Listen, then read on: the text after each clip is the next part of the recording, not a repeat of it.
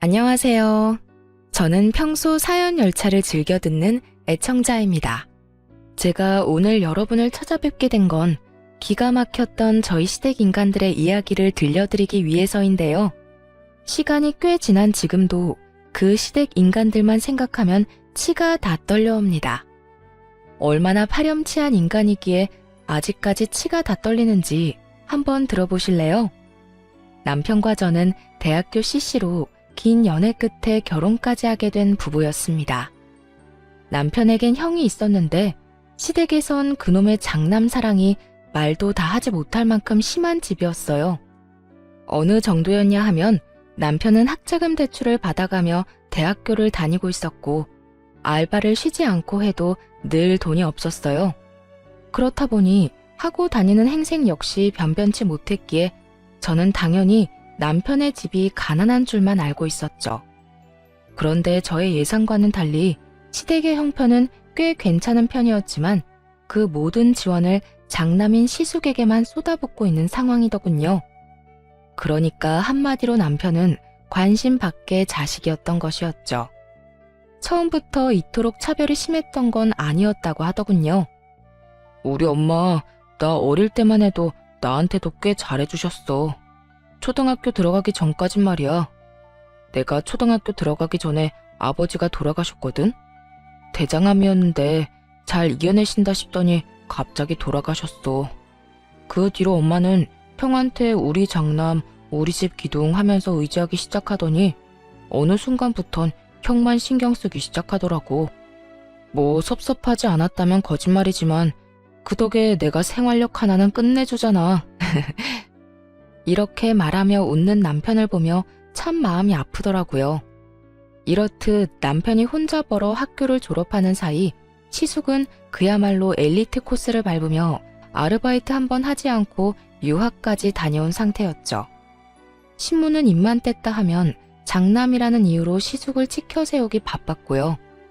연애하는 내내 비교당하고 없는 사람 취급당하는 남편을 보며 안쓰러운 마음이 듦과 동시에 더욱 남편을 사랑하게 되었고 전 이런 남편의 사정을 숨김없이 친정에 알리고 결혼을 하고 싶다고 했습니다. 아빠, 나 그 사람 행복하게 해주고 싶어. 내가 그 사람 곁에서 진정한 사랑이 뭔지 알려주고 싶어. 그러니까 허락해줘. 우리 딸이 이렇게까지 말하는데 당연히 허락해줘야지. 아빠는 우리 딸 안목을 믿는다. 네가 이렇게까지 말하는 데는 그만한 이유가 있을 거야. 고마워요, 아빠. 나 진짜 행복하게 잘 살 자신 있어. 그래, 네 이야기 들어보니 그 녀석 많이 외롭게 큰 것 같은데 사랑 많이 받고 자란 네가 많이 아껴주고 사랑해주거라. 부모님은 저를 믿는다며 결혼을 흔쾌히 허락해주셨고 그렇게 저흰 결혼을 하게 되었습니다. 결혼을 할 때에도 시모의 차별과 상황은 변하지 않았어요. 시숙이 결혼할 때에는 가지고 있던 건물까지 처분해 아파트를 장만해줬다고 들었는데 저희가 결혼할 당시엔 시숙이 사업을 한다는 이유로 사업 자금을 마련해줘야 하니 여유 자금이 없다고 하더군요. 그래서 저희는 친정에서 보태주신 돈과 제가 모은 돈, 남편이 가지고 있던 돈 조금을 보태 집을 마련하고 신혼생활을 시작했죠. 물론 대출을 끼긴 했지만 우리만의 보금자리가 생긴 것에 만족하자며 서로를 보듬었고 남편은 그런 저에게 고맙다고 끊임없이 말해주며 더욱 가정에 충실한 가장의 모습을 보여주곤 했습니다. 그런 남편에게 제가 결혼을 하며 당부한 것이 있었어요. 자기야, 나 자기랑 결혼할 거야. 그런데 이거 한 가지는 꼭 지켜줬으면 해. 그게 뭔데? 돈 관리는 내가 할게. 돈 관리? 그래, 그렇게 해. 그게 뭐 힘든 일이라고. 그런데 이유가 뭐야? 내가 보니까 자기 집으로 다달이 용돈 주는 거 너무 과하다 싶더라고. 당신 성격상 결혼했다고 해서 그 용돈 딱 끊지도 못할 것 같고. 그렇다고 그 돈을 결혼하고 나서도 계속 줄 순 없는 노릇이잖아. 우리 대출금도 갚아야 하고 적금도 들어야 하는데 말이야. 그래서 내 핑계를 대라고 내가 관리한다는 거야. 어머님이 앞으로 용돈 이야기 꺼내시면 돈 관리는 내가 한다고 하면서 나한테 다 넘겨. 내가 알아서 할 테니까. 그런 거라면 난 싫어. 내가 우리 엄마 성격 잘 아는데 당신한테 분명 좋은 소리 안 할 거야. 모르긴 몰라도 당신 못 살게 굴 텐데 내가 그 꼴을 어떻게 보고 있어? 괜찮으니까 그냥 보고만 있어. 자기는 보고만 있는 게 도와주는 거야. 나 몰라? 내가 돈을 깔고 앉아 있어야 우리 가정이 비로소 평화로워지는 거라고. 그러니까 당신은 내가 도와달라고 할 때까지 그저 지켜만 봐. 끝까지 반대하던 남편은 경제권은 모두 저에게 넘기겠지만 모든 화살은 저에게 넘기지만은 않겠다며 이젠 가정도 생겼으니 할 말은 하고 살겠다고 하더군요. 그렇게까지 하겠다는데 제가 뭐라고 하겠어요? 나쁜 짓을 하겠다고 하는 것도 아니고 제가 힘들까봐 직접 나서겠다는데 그저 우리 남편 많이 컸다며 엉덩이 두들겨 주었어요. 그렇게 저와 남편은 더욱 단단해졌고 제가 예상한 대로 시모는 확 줄어든 용돈에 불만을 가지며 연락을 해오더군요. 아가, 이번 달 용돈 잘 받았다. 그런데 돈이 좀 모자라더구나. 내가 이때껏 얼마 받았는지 너도 잘 알지 않니? 아무리 장가를 갔다고 한들 이건 금액 차이가 너무 크구나. 난 이걸로 도저히 안 되겠으니 돈 좀 더 보내거라. 어머님, 제가 형님한테 들었는데 형님네도 30만 원 드린다면서요? 다른 사람도 아닌 집안의 기둥이자 장남도 30만 원을 드리고 있다는데 저희가 뭐라고 그 이상을 드리겠어요? 혹시 쓰다가 모자라시면 저희 말고 형님께 연락해서 더 달라고 하세요. 그간 많이 투자해 주셨는데 용돈 좀 더 드리는 게 뭐가 힘들겠어요. 시모는 그동안 남편에겐 꼬박꼬박 100만 원씩 받아갔으면서 온 재산을 쏟아부은 시숙에겐 용돈 한 푼 받지 못하다가 시숙이 장가를 가고 나서야 30만 원씩 받고 있다는 사실을 형님에게 듣게 되었죠. 그래서 저 역시 시모가 다른 소리 하지 못하게 30만 원만 드렸던 것이었고요. 틀린 말이 하나 없는 제 말을 들은 시모는 괜한 짜증을 내곤 전화를 끊어버리더군요. 너흰 그런 이야기까지 주고받니? 네 참, 며느리 둘이서 별말을 다 주고받는구나. 끊어라. 기분 나빠서 너랑 더는 통화하고 싶지 않구나. 시모의 전화는 끊겨버렸고 그렇게 용돈 사건은 일단락되었지만 왜인지 이게 끝일 거란 생각은 들지 않더라고요. 도리어 시작일 수도 있단 싸한 기분마저 드는 것이 불안한 생각을 지울 수가 없었어요. 그도 그럴 것이 시모는 돈만 생겼다 하면 시숙에게 아낌없이 쏟아붓는 것도 모자라 하늘 끝까지 치켜세우는 건 역시 당연한 사람이었거든요. 하지만 시댁에서 필요로 하는 더러운 일, 힘쓰는 일 등 온갖 잡일은 저희 남편만 불러 시켜대기 일쑤였죠. 그럴 때마다 하는 말은 늘 같았어요. 네 형은 큰 사업하느라 바쁘지 않니? 그러니 회사나 다니며 월급 받아 쓰는 한가한 네가 이런 일을 하는 게 당연하지 않니? 처음 이 이야기를 들었을 때 얼마나 황당했는지 모릅니다. 다른 사람도 아닌 친엄마가 저런 말을 했다니 여러분은 믿기시나요? 저는 믿기지도 믿고 싶지도 않더라고요. 하지만 그 모든 건 사실이었고 남편에게 닥쳐있던 현실이었죠. 이렇듯 평소에도 남편을 종부리듯 부리는 시모가 저와 사이가 틀어져 버렸으니 그 화풀이가 남편에게 가는 것은 불보듯 뻔한 일이었죠. 그랬기에 저의 온 신경은 남편의 휴대전화에 가 있었고 시모가 남편에게 연락이라도 오는 날엔 남편만 주시하고 서 있기도 했습니다. 하지만 이런 제 걱정을 눈치라도 챘는지 이래도 허 저래도 하하던 남편은 각성이라도 한 것인지 점점 변하기 시작하더군요. 어느 날은 시모가 집에 변기가 막혔다며 연락이 온 적이 있었는데요. 평소라면 아무 말도 하지 않고 허허거리며 시댁에 갔을 남편이 이렇게 말하는 게 아니겠어요? 엄마, 변기가 막혔으면 사람을 불러. 아니면 엄마가 그렇게 사랑하는 형을 부르던지. 엄마가 매번 무시하는 그깟 회사 일하느라 나도 바빠. 월급은 그냥 하늘에서 뚝 떨어지는 줄 알아? 일을 해야 나도 먹고 살 거 아니야. 그러니까 앞으로 이런 일로 나 부르지 마요. 뭐라고? 너 내 아들 맞니? 어떻게 내 아들이 나한테 그런 말을... 너 어디 아프니? 아니, 나 멀쩡해.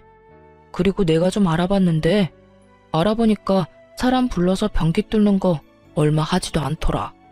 돈 없으면 형한테 달라고 하던가. 그만큼 투자했으면 그 정도는 달라고 할 수 있잖아. 이런 말을 할 정도로 남편은 변하고 있었고 더는 제가 걱정할 일은 없어 보였어요. 이렇게 갑자기 변해버린 남편의 모습이 뿌듯하면서도 이상하기도 했는데 변해버린 남편의 모습엔 이유가 있었더라고요. 그건 다름 아닌 남편의 몫으로 남겨놨다던 아버님의 유산 때문이었어요. 돌아가신 아버님이 남편이 결혼을 하면 꼭 주라던 건물이 있었는데 그걸 글쎄 시모가 처분해 홀랑 시숙의 사업자금으로 줘버렸다고 하더군요. 시숙 역시 그게 남편의 몫이란 걸 뻔히 알면서도 염치도 양심도 없이 홀랑 받아갔다는 사실을 한 남편은 많이 실망하기도 하고 어떤 면에선 체념마저 한 것처럼 보였어요. 여보, 괜찮아? 나 다 들었어. 어머님이 당신 몫으로 준다던 건물 아주버님께 줬다면서? 괜찮지 뭐. 사실 기대도 안 했어. 말만 나한테 준다고 했었지 그게 그렇다고 해서 내 것도 아니고. 아빠가 내 몫으로 남겼다고 한들 엄마 명의로 된 건물 엄마 맘대로 하는 건 당연하잖아. 그래도 이렇게까지 형만 생각하고 형만 위하는 엄마 보는 게 이젠 좀 지쳐. 지금까지는 괜찮았거든. 그런데 나 당신 집에 가서 장인어른 장모님한테 부모 사랑이란 걸 받아보니까 아, 이런 게 부모님 마음이구나. 이런 게 사랑이구나 싶더라고. 그런 사랑 받아보니까 이때껏 내가 얼마나 말도 안 되는 무관심 속에서 살아왔는지 알겠더라고. 여보, 너무 속상해하지 마. 지나간 일이야 어쩔 수 없지만 앞으론 내가 당신 많이 사랑해줄게. 나만 믿어. 내가 사랑도 많이 주고 그까짓 건물도 내가 돈 많이 벌어서 사줄게. 물론 대출은 같이 갚아야겠지만. 어이구, 말만 들어도 행복하다. 하여튼 나 이제 엄마나 형한테 큰 기대도 마음도 쓰지 않을 거야. 더는 상처받는 것도 싫어. 앞으로는 나 자신하고 당신만 생각하고 할 말도 다 하고 살 거야. 그러니까 이제 당신이 내 뒤에 숨어. 내가 지켜줄 테니까. 든든하다, 우리 신랑. 앞으로 우리 힘내자. 남편은 각성이란 걸 해버린 듯 했고 그런 남편의 모습에 시모와 시숙은 불만을 품기 시작했어요. 어느 날은 시숙이 집에 왔다며 저희까지 당연하듯 집으로 부르더라고요. 시댁으로 갔더니 형님은 친정에 일이 있어서 오지 못했다고 했고 시숙과 시모만이 저희를 기다리고 있더군요. 저녁을 먹자고 해놓고선 재료 준비는커녕 준비할 의지도 보이지 않는 시모를 보며 전 체념을 하고 주방으로 들어가던 그때였어요. 주방으로 들어가는 저를 잡아세운 남편이 시모에게 이렇게 말하더군요. 엄마, 저녁 먹자고 부른 거 아니었어? 그렇지. 시간이 몇 시인데 저녁 먹자고 불렀지. 점심 먹자고 불렀겠어? 시모는 고개를 갸우뚱하며 남편이 그런 질문을 하는 의도를 전혀 모르겠다는 듯 대답했고 남편은 그런 시모를 보며 더욱 화가 난다는 듯 날이 선 목소리로 말하더군요. 그런데 왜 아무것도 없어? 엄마 말대로 지금 시간이 7시가 다 돼가는데 일하는 사람들 불러놓고 아무것도 해놓은 게 없으면 뭘 어떻게 먹자는 거야? 뭘 어떻게 먹긴. 지금부터 우리 며느리가 차리면 되잖아. 아가, 들었지? 벌써 7시가 다 돼간다. 얼른 차리려무나. 우리 장남은 적어도 7시 30분 전까진 밥 먹여야 하니까 서둘러. 제가 무슨 시댁 파출부도 아니고 이게 무슨 상황인가 싶더라고요. 제가 노는 사람도 아니고 퇴근하고 급히 왔는데 시간까지 정해주며 제 남편도 아닌 시숙을 위해 밥을 차리라고 하니 체념됐던 마음에 화르르 분노의 불씨가 커진 듯 이건 아니란 생각이 들었어요. 남편 역시 이런 시모의 태도에 적잖게 화가 난 듯 시모의 말에 반발하고 나서더군요. 엄마, 이 사람도 이래. 이 사람도 지금 퇴근하고 바로 오는 길이라고. 그런 사람이 왜 여기까지 불려와서 형 밥상까지 차려야 해? 그거야, 당연히 우리 집에 시집 온 내 며느리니까 그렇지. 그리고 너 말 진짜 웃기게 한다. 형 밥상이라니. 네 마누라가 밥상 차리면 다 같이 먹는 거지. 우리 장남 혼자만 먹니? 넌 가만히 있어서 뭐하니? 우리 장남 7시 30분 전까진 밥 먹여야 한다는 말 못 들었어? 엄마, 이 사람 이 집 종노릇이나 하려고 나하고 결혼한 거 아니야. 그러니까 앞으로 가족끼리 식사 자리를 가지려거든 밖에서 외식을 하든지, 그게 아니라면 이 사람이랑 나는 부르지도 마. 엄마가 이 사람한테 이런 식으로 대하는 거 나 싫고 불편해요. 남편이 이렇게까지 말하자 시모는 기가 막힌 듯 남편을 쳐다봤고, 그때까지 가만히 있던 시숙이 자리에서 벌떡 일어나더니 호기롭게 남편의 뺨을 날려버리더라고요. 너 엄마한테 말버릇이 그게 뭐야? 네 눈엔 힘든 네 마누라만 보이고 나이 드신 엄마는 보이지도 않아? 시숙은 남편을 향해 비난을 쏟아내기 시작했고, 전 그런 시숙 앞을 막고선 시숙에게 한마디 하기 시작했어요. 아무리 이 사람 말이 과했다고 해도 다 큰 동생 때리는 건 아니죠. 그리고 이 사람 말 중에 틀린 말이 뭐가 있나요? 제가 이 집에 아주버님 밥이나 차려주려고 시집 온 건 아니잖아요. 그렇게 밥이 드시고 싶으셨으면 형님을 친정에 보낼 게 아니라 여기다 불러서 밥상을 차리라고 했어야죠. 재수씨가 낄 자리는 아닌 것 같은데요. 제가 왜 낄 자리가 아닌가요? 방금 아주버님이 때린 사람이 제 남편인 거 잊었어요? 앞으로 제 남편이랑 할 이야기 있다면 저한테 하세요. 제가 이렇게 따지고 들자 시모가 저에게 노발대발 화를 내기 시작하더라고요. 네가 감히 누구한테 소리를 질러? 우리 장남이 보통 장남인 줄 알아? 얘는 우리 집 기둥이야. 네가 감히 소리 지르면서 따지고 들 상대가 아니란 말이야. 장남 기둥, 이런 거 저는 다 모르겠고요. 아주버님이 제 남편을 때렸고 전 제 남편이 맞았으니 가만히 있을 수만은 없어 이렇게 나선 것뿐이에요. 세상 어떤 마누라가 자기 남편 맞고 있는데 가만히 있을 수가 있겠어요.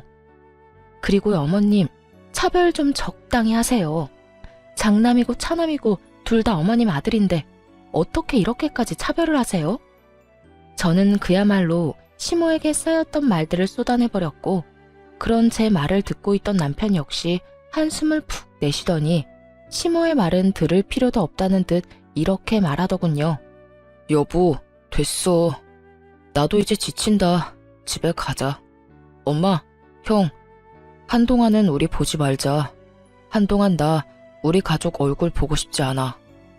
이렇게 말한 남편은 저를 끌고 시댁을 나와버렸고, 집으로 돌아온 남편과 저는 최선을 다해 시댁 일을 입 밖에 내지 않으며 지내고 있었어요. 물론 시모의 연락이 오긴 했지만 전 더는 참지 않기로 했기에 시모에게 따끔한 일침을 날려주기도 했죠. 너는 어떻게 그렇게 가고 연락 한 통이 없니? 이렇게 어른이 먼저 전화를 해야 하는 게야.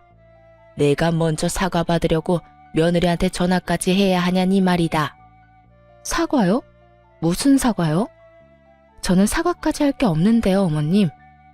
뭐? 넌 잘못한 게 없다, 이 말이야? 네, 제가 뭘 잘못했는데요? 말이야 바른 말이라고 갑자기 밥 먹자고 사람 불러놓고 저한테 밥상까지 차리라뇨. 심지어 형님은 속 편히 친정에 보내버리고 저는 아주버님 굶기면 안 되니까 거기서 밥까지 해다 바쳐라.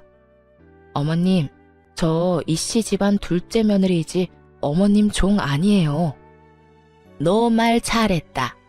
며느리가 시댁에 와서 밥상 차리는 게 이렇게까지 할 일이냐?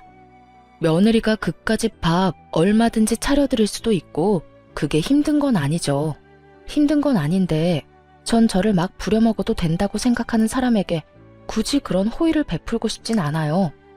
저도 그 시간까지 일하고 와서 배고프고 힘든데 왜 제가 저를 하찮게 여기는 사람한테 에너지를 쏟아야 해요? 전 싫어요. 전 단호하게 싫다고 했고 시모는 그런 저의 태도에 화가 단단히 난 듯 시모라는 위치를 들먹이며 저를 몰아붙이기 시작하더라고요. 얘가 말하는 것 좀 봐라. 너 지금 내가 시어머니인 건 알고 있니? 알고 그딴 건방진 말을 하는 게야? 시어머니가 하라고 하면 하고 맞는다고 하면 맞는 거지. 뭐? 싫어? 호의를 베풀고 싶지 않아?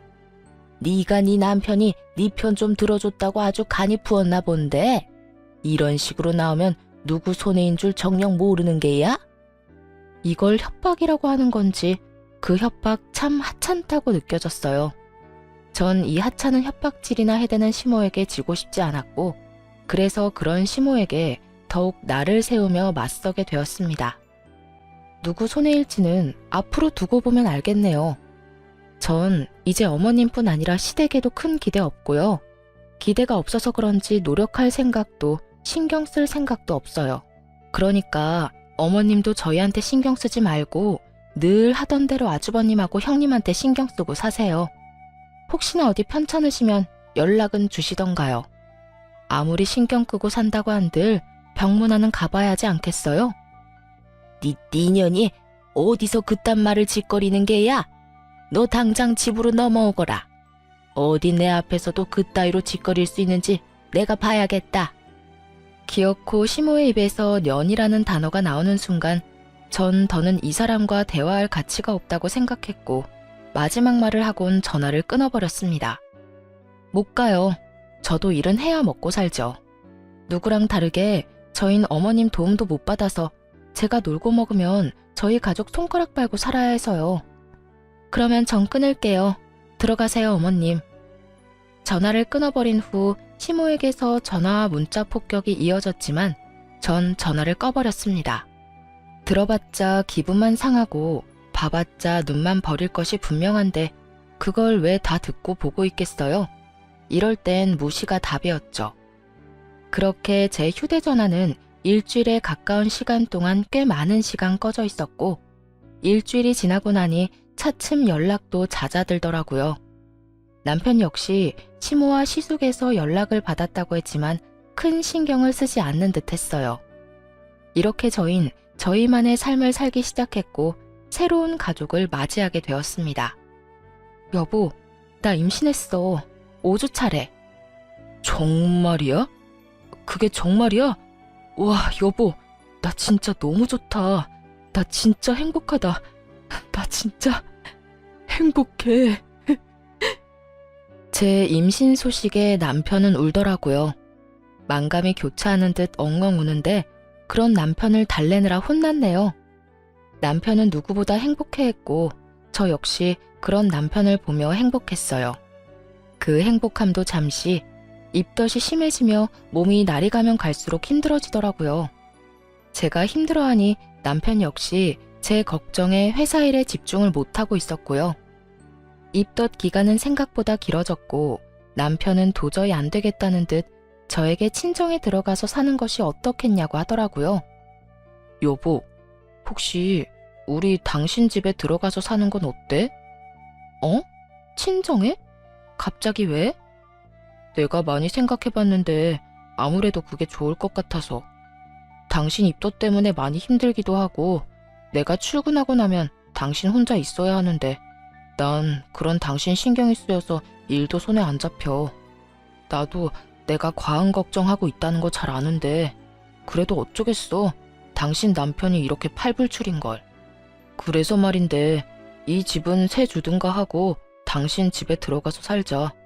사실 내가 장인어른 장모님께 다 여쭤봤어. 그래도 괜찮겠냐고. 두 분은 나만 괜찮다면 좋다고 하시더라고. 내심 당신이 걱정이었는데 그렇게 해주면 오히려 고맙다고까지 해주셨어. 남편은 이미 저희 부모님들까지 만나 양해를 구한 후였고 말로는 제 의견을 묻고 있었지만 이미 결심이 선 눈빛이었어요.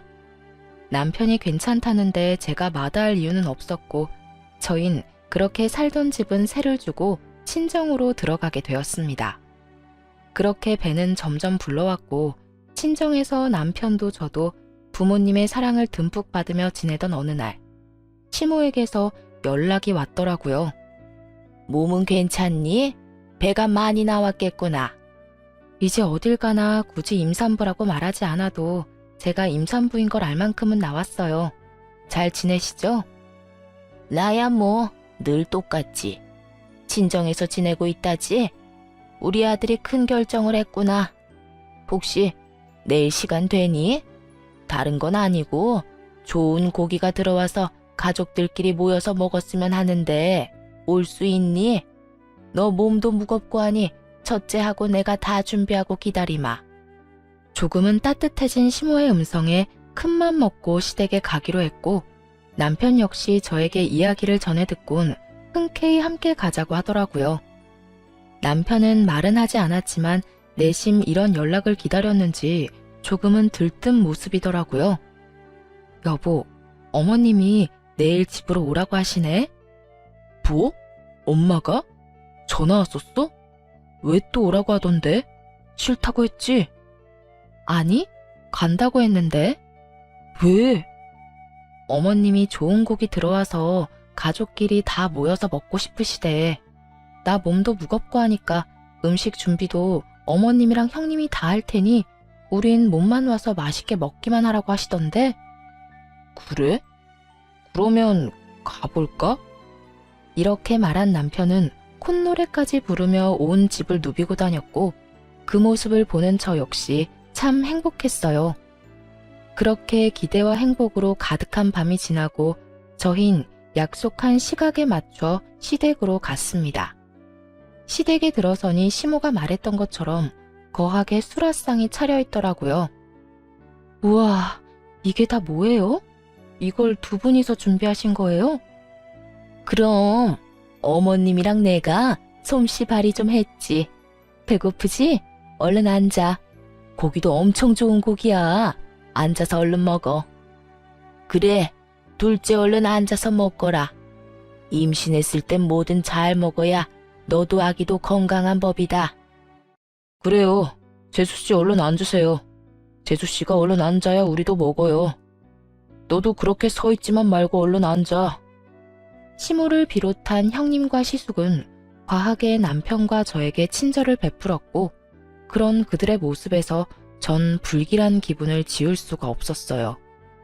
하지만 세 사람은 아무런 말도 하지 않고 있었고 그저 웃으며 밥만 먹으니 저 혼자 이상한 기분에 휩쓸려 뚱하니 있을 수는 없는 노릇이었죠. 그래서 저 역시 애써 웃으며 식사 자리를 이어나갔고 대충 분위기를 맞춰주며 식사 자리를 마치게 되었습니다. 맛있지만 불편한 식사 자리가 끝이 나고 뒷정리를 하고 나니 다들 무거운 분위기로 거실에 둘러앉아 있더라고요. 저와 남편은 대충 자리를 잡고 앉았고 저희가 자리를 잡고 앉자 시모는 준비했던 말을 꺼내기 시작하더군요. 친정에서 지내는 건 어떠냐? 입덧은 좀 어떻고? 많이 괜찮아졌어요. 저흰 편한데 아무래도 부모님께서 불편하실 수도 있을 것 같아서 어떻게 해야 할지 고민하고 있어요. 고민하긴 뭘 고민하니? 이왕 친정에 들어간 김에 거기서 애 낳고 쭉 살면 서로 좋지. 너 애 낳고 다시 복직할 거 아니냐? 그럴 때 친정에서 지내면 너도 마음 쓸 일 덜고 좋을 텐데 왜 나와 산다는 거야? 이상하더군요. 내 아들 힘들게 처가살이 그만시키고 당장 분가하라고 말하는 것이 정상 아닌가요? 아니, 그렇게까진 하지 않더라도 처가살이를 권하는 시모의 모습은 누가 봐도 이상한 상황이었죠. 그것도 그 이유가 저를 위한다는 것이 더욱 의심스러웠어요. 남편 역시 저와 같은 생각인지 시모에게 캐묻기 시작했어요. 엄마, 솔직히 말해봐. 무슨 일 있어? 무슨 일은? 일이 있을 게 뭐가 있어? 아니야. 엄마 무슨 일이 있어. 그렇지 않고서야 엄마가 이렇게까지 처가살이를 등 떠밀 리가 없잖아. 나 처음 처가에 들어가서 산다고 했을 때 엄마가 무슨 말까지 했는지 기억 안 나? 처가 들어가서 살면 인연 끊는다며? 부모는 하나도 챙기지도 않고 마누라만 챙기고 생각한다고 나보고 등신이라며. 그런 사람이 갑자기 왜 이래? 남편의 말에 시모는 잠시 망설이는가 싶더니 이내 검은 속내를 드러내기 시작했어요. 그래, 기왕 이렇게 된 거 솔직하게 말하마. 너희 집 팔아서 네 형 좀 도와줘라. 무슨 소리 하는 거야? 우리 집 판 돈을 왜 형한테 주라는 거야? 네 형 사업이 요즘 좀 힘들어서 자금이 급하게 필요한데 너도 알다시피 나도 다 처분해서 이리저리 쓰느라 여유 자금이 없구나. 가족 좋다는 게 뭐니? 이럴 때 돕고 살아야지. 그리고 네 형 우리 집 장남이다. 우리 집에서 장남이 어떤 의미인지 너도 잘 알고 있을 거야. 네 형은 장남이자 우리 집 기둥이야. 기둥이 무너지면 되겠니? 다른 것도 아니고 돈 때문에 무너진다는 건 더욱 안 되지. 우리가 능력이 안 되는 것도 아니고. 네 집만 팔아서 도와준다면 얼마든지 다시 일어설 수 있다는데 너도 그냥 두고만 보고 있을 거 아니지? 전혀 예상치도 못한 말이었어요. 저뿐 아니라 남편 역시 시숙의 사업이 잘 되고 있는 줄만 알고 있었으니까요. 그도 그럴 것이 볼 때마다 차가 바뀌는 것은 물론이고 몸에 걸친 것만 해도 명품이 아닌 것이 없었고 형님 역시 줄 서도 못 산다는 명품 가방이 한두 개가 아니었으니까요. 거기에다 시모에게 이때껏 받아간 돈이 있었던 터라 망할래야 망할 수가 없다고 생각하고 있었던 것이었죠. 남편 역시 시숙의 소식에 잠시 충격에 빠진 듯 했지만 이내 단호하게 시모에게 거절 의사를 내비치더군요. 두 사람 잘 들어. 그 집, 내 집 아니고 이 사람 집이야. 우리 그 집 마련할 때 내가 모은 돈이 쥐똥만큼도 없어서 처가에서 도와주시고 이 사람이 회사 생활하면서 모은 돈으로 마련한 집이라고. 그런 집을 내가 마음대로 팔 순 없어. 아니, 내 마음대로 팔 수 있다고 한들 그 집을 처분할 일은 절대 없을 뿐더러 집을 처분한다고 해도 형 도울 생각은 추호도 없어. 남편의 단호한 태도에 시모는 남편에게 화를 냈다가 달랬다가를 반복하며 이상 행동을 보이기 시작하더군요. 너 어떻게 그런 말을 할 수가 있어? 어떻게 그런 결단을 내릴 수가 있는 거냐고. 네 형인데 네가 돕는 건 당연한 일 아니니? 에휴, 그러지 말고 아들, 네 형 좀 도와줘. 네 형이 오죽 힘들면 너한테까지 도와달라고 하겠니? 어렵게 꺼낸 말인데 단칼에 거절하지 말고 잘 좀 생각해봐. 100번, 1000번을 생각해도 내 생각은 같으니까 더는 이런 이야기는 꺼내지도 마. 절대 안 돼. 남편은 제가 끼어들 필요도 없을 정도로 꽤나 단호했고 이런 남편의 태도에 시모는 많이 당황한 듯 눈을 동그랗게 뜨고 남편을 보더라고요. 상황이 그렇게 되자 가만히 듣고만 있던 시숙이 나서기 시작하더군요. 그동안 알게 모르게 나한테 섭섭한 점 많았던 거 알고 있어. 나 역시 그런 너한테 많이 미안할 때도 있었고 말이야. 그런데 동생아, 나 역시 힘들었어. 아버지는 갑자기 돌아가시고 엄마는 나한테만 의지하지. 나도 장남이란 무거운 짐을 어깨에 얹고 이 집안 더 잘 되라고 노력하느라 힘들었어. 그러다 보니 네가 힘들다는 거 알면서 신경 쓰지 못하기도 했어. 그러니까 내가 하고 싶은 말은 너만 힘들었던 게 아니었단 말이야. 나 역시 우리 집을 위해 노력하면서 살아왔고 그 노력을 이젠 너도 해야 하지 않겠어? 나만 이 집 아들이 아니잖아. 이 집이 잘 되기 위해선 내 사업이 잘 돼야 하는 건 당연한 일이고 그러기 위해선 네 도움이 필요해. 그러니까 네가 형을 좀 도왔으면 해. 이젠 네가 희생을 좀 하란 말이야. 남편은 시숙의 말이 끝나자마자 헛웃음을 웃어 보이더라고요. 웃는 입과는 달리 눈은 화가 많이 나 보였고 그 화는 입을 통해 흘러나오기 시작했어요. 잔말 말고 돈이나 내놓으란 개소리 참 정성스럽게도 포장한다. 입 안 아파? 힘들긴 힘든가 보네. 돈 내놔 하면 끝날 말을 너도 힘들었니 나도 힘들었다. 내가 희생한 만큼 너도 희생해라. 이딴 식으로 길게 포장질까지 하는 걸 보면 말이야. 남편의 말이 끝나는 순간 시숙은 남편의 멱살을 잡아버렸고 남편 역시 시숙의 멱살을 잡아버렸습니다. 이 자식이 감히 내 멱살을 잡아? 시숙은 남편이 자신의 멱살까지 잡았다는 사실을 참을 수 없다는 듯 남편의 뺨을 때려버렸고, 형이 뭔데 날 때려? 난 손이 없어서 가만히 있는 줄 알아? 이렇게 말한 남편 역시 시숙의 뺨을 때려버리며 그야말로 순식간에 난장판이 되어버렸죠. 시모는 두 사람이 주먹 다짐을 시작해버리자 안간 힘을 쓰며 두 사람을 말리기 시작하더라고요. 그 와중에도 시숙이 맞는 게 싫었는지 남편 팔만 붙잡고 늘어지더라고요. 그렇게 두 사람을 뜯어말린 시모는 자리에 주저앉아 땅을 치며 곡소리를 내기 시작했어요. 아이고, 아이고, 내가 너무 오래 살았지. 내가 너무 오래 살았어. 내가 전생에 무슨 죄를 지었길래 이런 꼴까지 봐야 하는지. 어머님, 무슨 말씀을 그렇게 하세요? 그만 우세요. 이러다 쓰러지시겠어요. 말리지 마라. 이러다 죽으련다.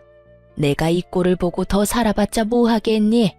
차남이 장남 멱살을 잡는 것도 모자라 주먹질까지 하는 꼴을 봤는데 내가 더 살아서 뭐 하겠어?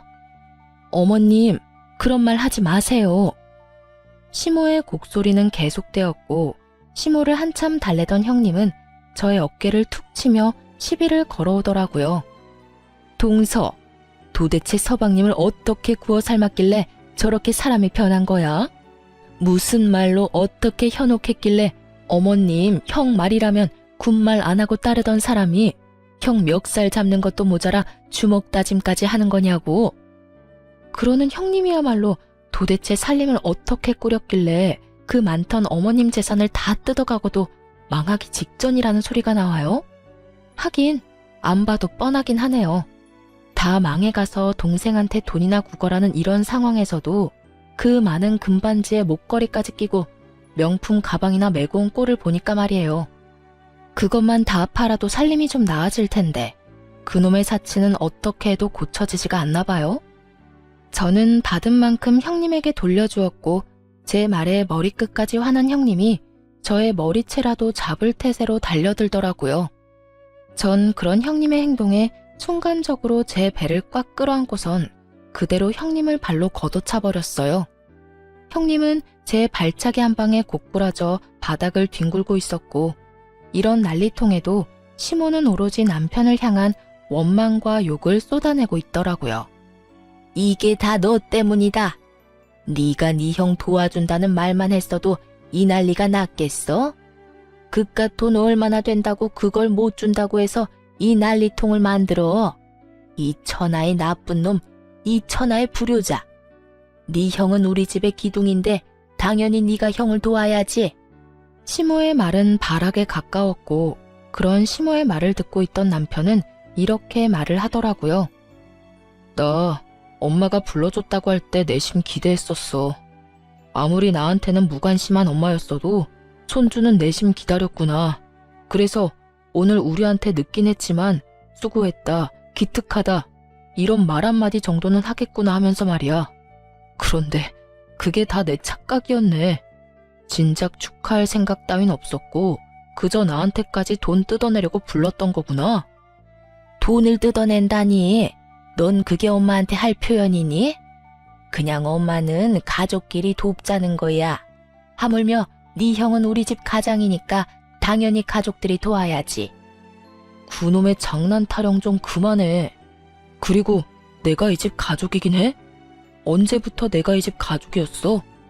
난 나 혼자 컸어. 나 혼자 다 해결하고 나 혼자 다 벌어쓰고.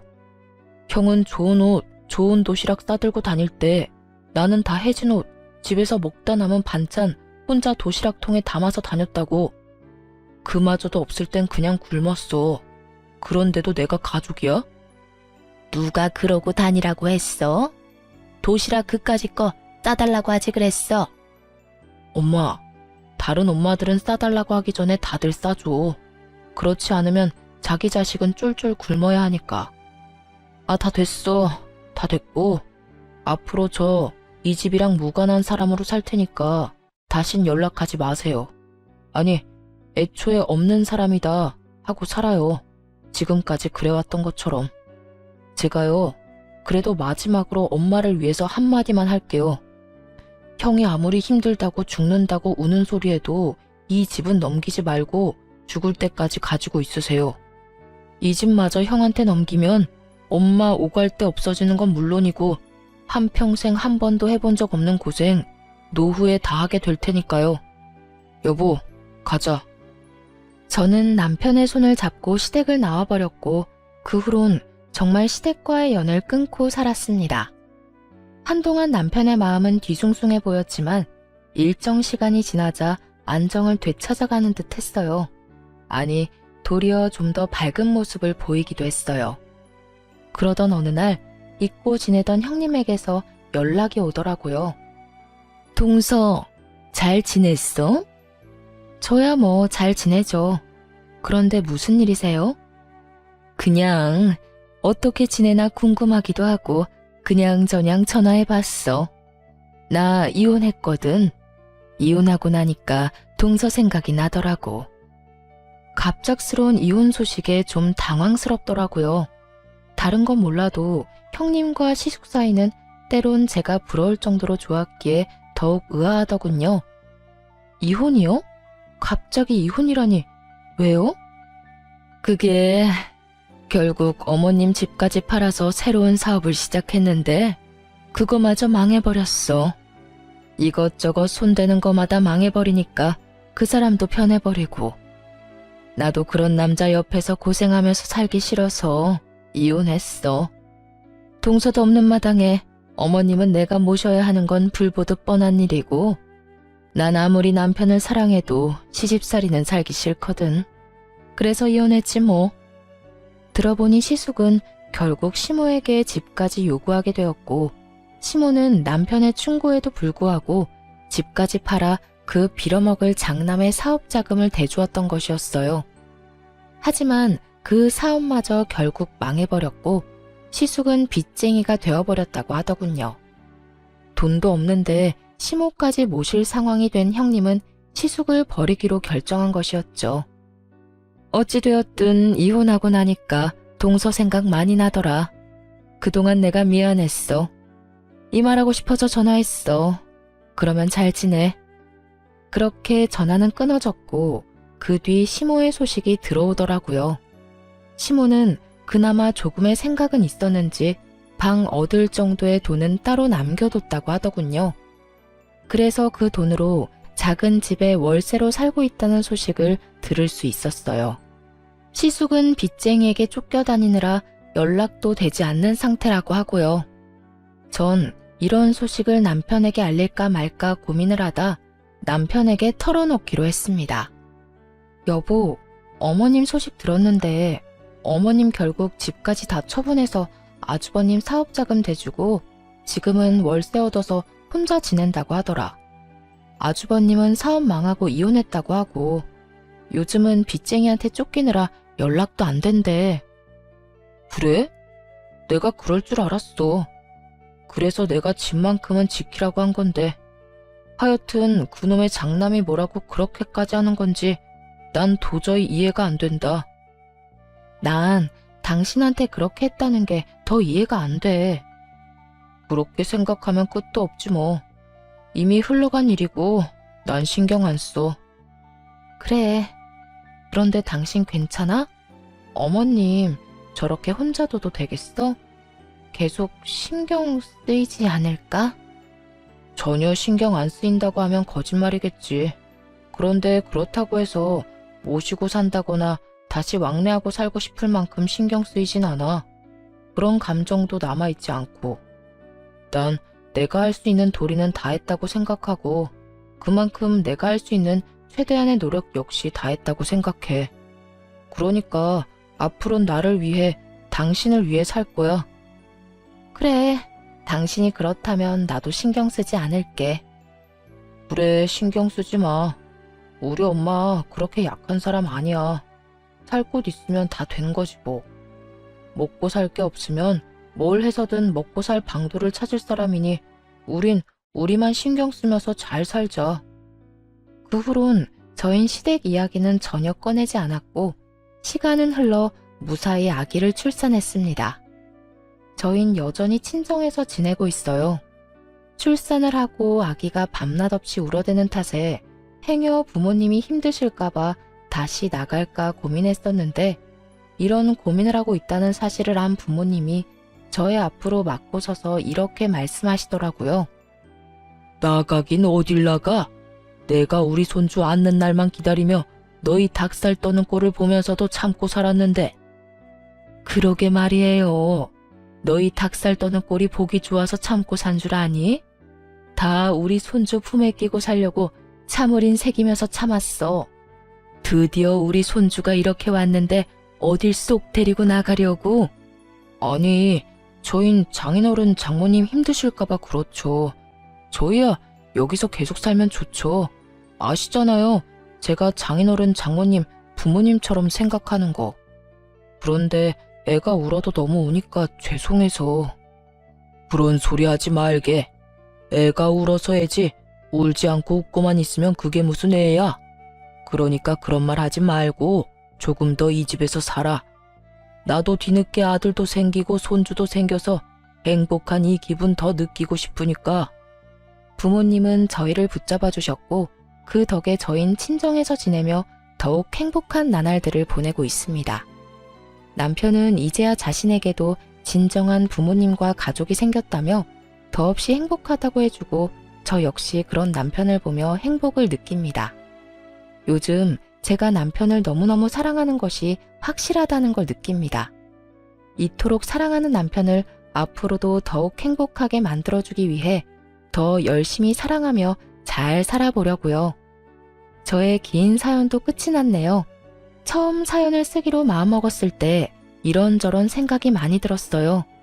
아무래도 부모와의 연을 끊는다는 것이 자랑할 만한 일도 아니고 듣기 좋은 이야기도 아니니 고민이 많이 되더라고요. 하지만 사연 열차에서 여러 사연들을 들으며 여러분이 그렇듯이 저 역시 깨달은 바가 컸기에 저도 용기를 내 사연을 쓰게 되었어요. 제 사연으로 누군가에게 깨달음까진 줄 순 없겠지만 저와 비슷한 일로 힘들어하시는 분께 다른 길도 있다는 걸 알려드릴 순 있을 테니까요. 부디 제 사연으로 누군가에겐 작은 용기라도 줄 수 있었으면 한다는 바람을 마지막으로 저는 물러가 볼게요. 저의 긴 사연을 끝까지 들어주신 모든 분들 감사합니다. 모두 행복하세요.